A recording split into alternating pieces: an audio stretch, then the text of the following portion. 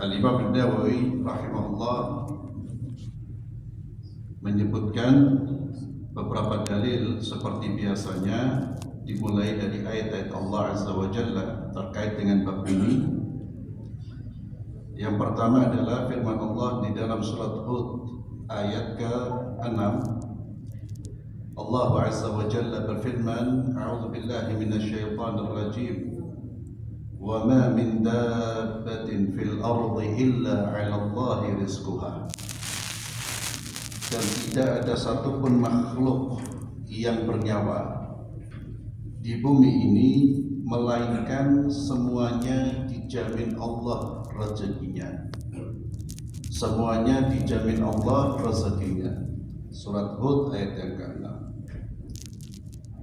Maka di dalam ayat ini Allah Subhanahu wa taala menginformasikan kepada kita bahwa Allah telah menjamin seluruh rezeki makhluk-makhluknya, semuanya. Tidak ada satupun yang bergerak bernyawa kecuali telah ditetapkan oleh Allah rezekinya. Dan ketika kita mengetahui bahwa rezeki kita di tangan Allah, maka gantungkan harapan kita, gantungkan hati kita, sandaran kita kepada yang punya rezeki. Manusia tidak punya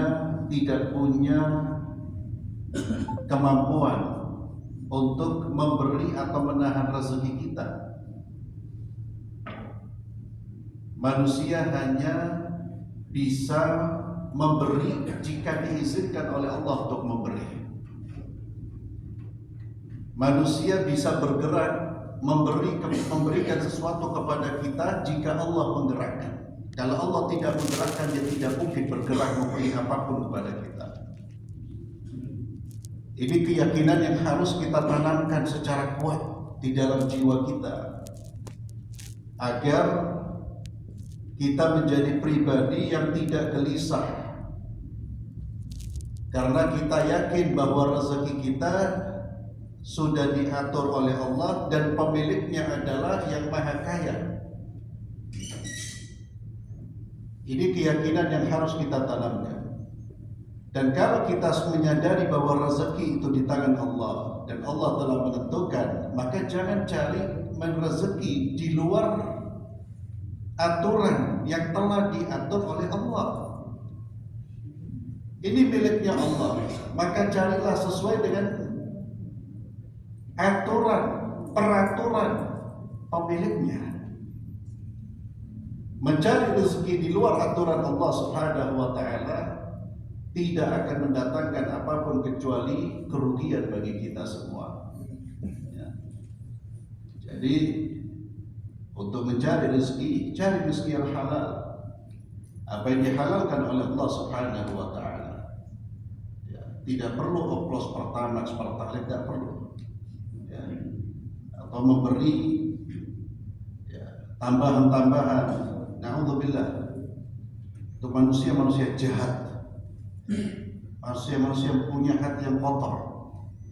Kita lihat di negara kita ini banyak manusia yang KTP-nya Islam tapi perilakunya na'udzubillah. Na'udzubillah. Mencari rezeki dengan cara yang haram, dan cara itu bukan hanya haram saja, tapi merugikan ribuan orang, bahkan mungkin jutaan manusia tanpa ada rasa takut kepada Allah Subhanahu wa taala.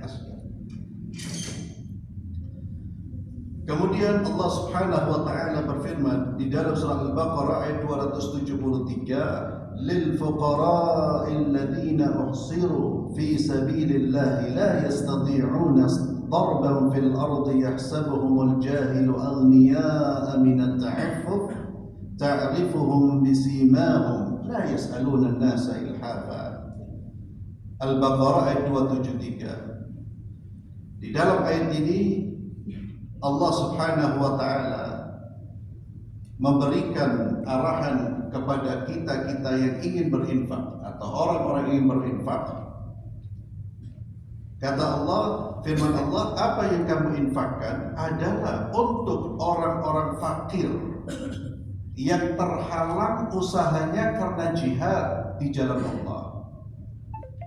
Orang-orang yang berjihad di jalan Allah sehingga mereka terhalang dari mencari nafkah, itu orang-orang yang utama yang kita beri santunan. Karena mereka berjuang di jalan Allah, berjuang membela agama Allah. Orang-orang fakir yang terhalang usahanya karena jihad di jalan Allah sehingga dia yang tidak dapat berusaha di bumi. Orang lain yang tidak tahu menyangka bahwa mereka adalah orang yang cukup, orang yang kaya. Kenapa? Karena mereka menjaga diri dari meminta-minta. Engkau ya Muhammad SAW mengenal mereka dari ciri-cirinya, mereka tidak meminta-minta secara paksa kepada orang lain. Yakni Allah memuji.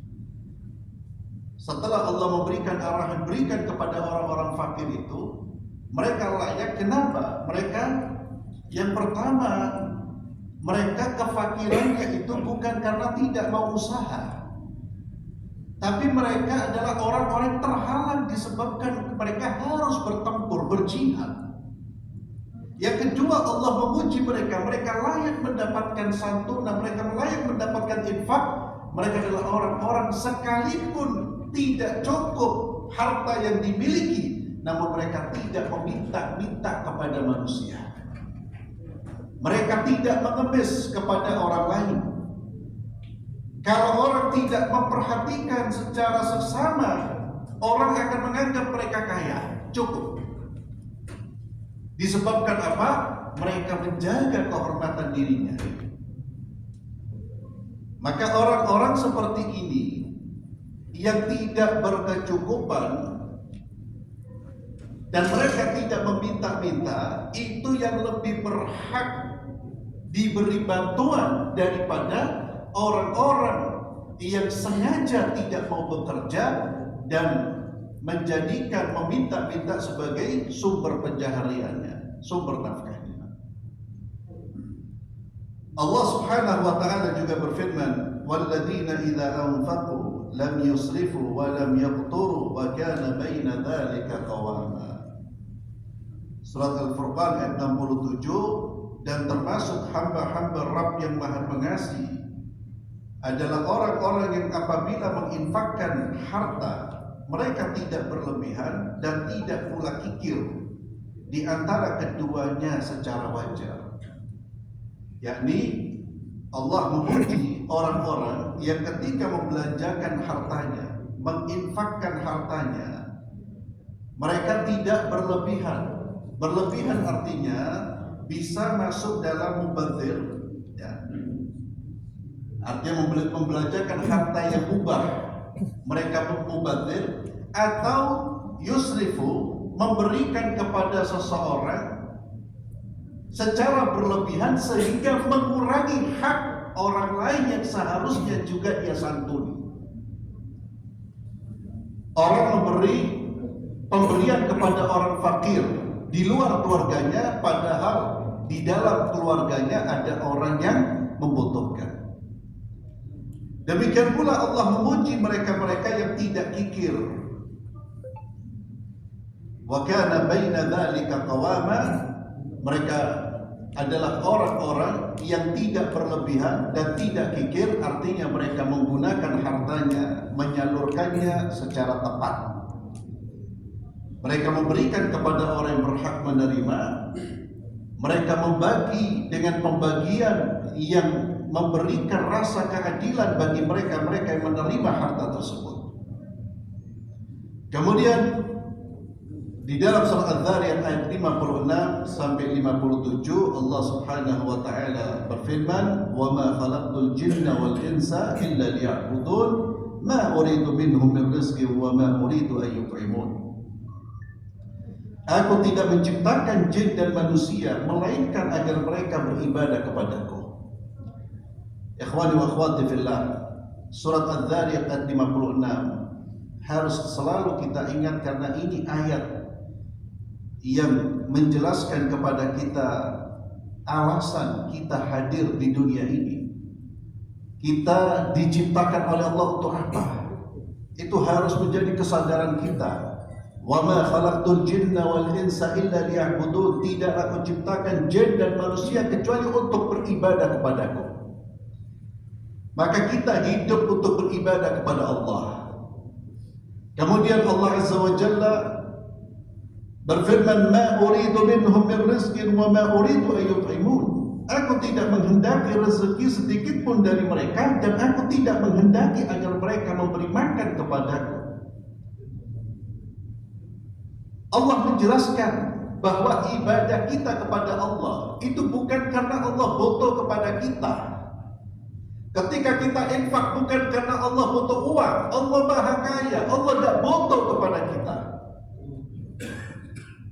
Bahkan kita lah yang membutuhkan Allah. Dan ini isyarat ikhwani fillah. Sekali lagi keyakinan yang kuat yang harus kita tanamkan, ibadah kepada Allah itu kebutuhan kita. Ibadah kepada Allah itu kebutuhan saya. Bukan kebutuhan siapapun, tapi itu kebutuhan saya. Bahkan dalam Islam, ibadah kepada Allah itu kebutuhan asasi, kebutuhan primer. Kita mengatakan kebutuhan primer makan dan minum, ibadah melebihi itu. Orang kalau tidak makan, tidak minum, paling-paling yang sengsara dunia mati selesai. Tapi kalau tidak ibadah, dia akan haus dan kelaparan sepanjang masa.